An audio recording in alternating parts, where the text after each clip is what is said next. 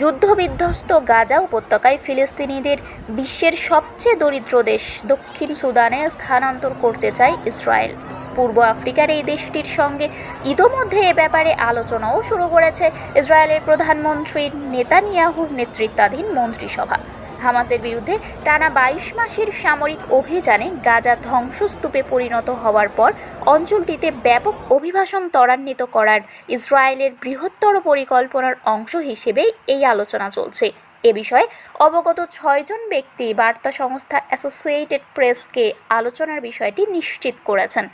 আলোচনা কত দূরে গিয়েছে তা স্পষ্ট নয়, তবে এই পরিকল্পনা বাস্তবায়িত হলে যুদ্ধ ও দুর্ভিক্ষের ঝুঁকিতে থাকা এক অঞ্চল থেকে মানুষকে অন্য এক যুদ্ধবিধ্বস্ত অঞ্চলে স্থানান্তরিত করা হবে, যা মানবাধিকার নিয়ে গুরুতর প্রশ্ন তুলবে।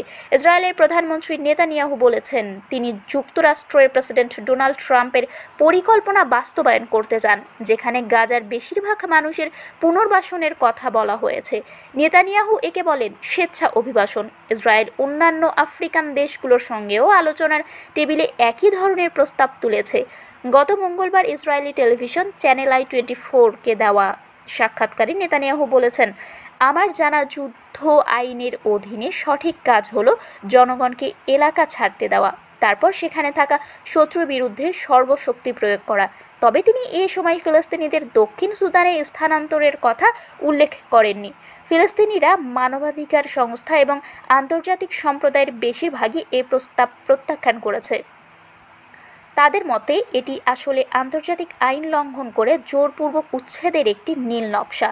এদিকে দক্ষিণ সুদানের জন্য এ ধরনের একটি চুক্তি ইসরায়েলের সঙ্গে ঘনিষ্ঠ সম্পর্ক গড়ার সুযোগ এনে দিতে পারে। বর্তমানে মধ্যপ্রাচ্যে প্রায় অপ্রতিদ্বন্দ্বী সামরিক শক্তি ইসরায়েল। একই সঙ্গে এটি ট্রাম্পের সঙ্গে সম্পর্ক তৈরিরও একটি সম্ভাব্য পথ হতে পারে দক্ষিণ সুদানের নেতাদের জন্য। চলতি বছরের ফেব্রুয়ারিতে ট্রাম্প গাজার জনগণকে পুনর্বাসনের ধারণা তুলেছিলেন, যদিও সাম্প্রতিক সময়ে তিনি এ বিষয়ে নীরব। ইসরায়েলের উপপররাষ্ট্রমন্ত্রী শ্যারন হাস্কেইলের কার্যালয় জানিয়েছে তিনি প্রথমবারের মতো দক্ষিণ সুদানে সফরে যাচ্ছেন, তবে ফিলিস্তিনিদের পুনর্বাসনের প্রসঙ্গে তিনি তুলবেন না। মার্কিন পররাষ্ট্র দপ্তরের এক মুখপাত্র বলেছেন তারা ব্যক্তিগত কূটনৈতিক আলোচনার বিষয়ে মন্তব্য করেন না। এদিকে দক্ষিণ সুদান সাম্প্রতিক সময়ে যুক্তরাষ্ট্রের সঙ্গে সম্পর্কোন্নয়নে একটি লবিস্ট ফার্ম নিয়োগ দিয়েছে। সেই প্রতিষ্ঠানের প্রতিষ্ঠাতা জো স্লাভিক বলেন, দক্ষিণ সুদান চায় ট্রাম্প প্রশাসন দেশটির ওপর থাকা ভ্রমণ নিষেধাজ্ঞা প্রত্যাহার করুক এবং কিছু দক্ষিণ সুদানি অভিজাত ব্যক্তির ওপর থেকে নিষেধাজ্ঞা তুলে নিক। অপরদিকে ইসরায়েলের সঙ্গে কেন সুদান এই ধরনের চুক্তিতে রাজি হবে এমন বিষয়ে দক্ষিণ সুদান নিয়ে বই লেখা সাংবাদিক পিটার মার্টেল বলেন, আর্থিক সংকটে থাকা দক্ষিণ সুদানের যে কোনো মিত্র অর্থনৈতিক সুবিধা এবং কূটনৈতিক নিরাপত্তা দরকার। শারমিন শিমু, বরেন্দ্র টেলিভিশন। বিশ্বমানের ল্যাপারস্কোপি প্রযুক্তি নিয়ে রাজশাহীতে চালু হয়েছে এলিট কেয়ার হাসপাতাল অ্যান্ড ট্রেনিং ইনস্টিটিউট। এখানে দক্ষ ও অভিজ্ঞ চিকিৎসক দ্বারা সব ধরনের অপারেশন করা হয়। আমাদের আছে মানসম্মত অপারেশন থিয়েটার, এসি কেবিন ও সাধারণ ওয়ার্ড।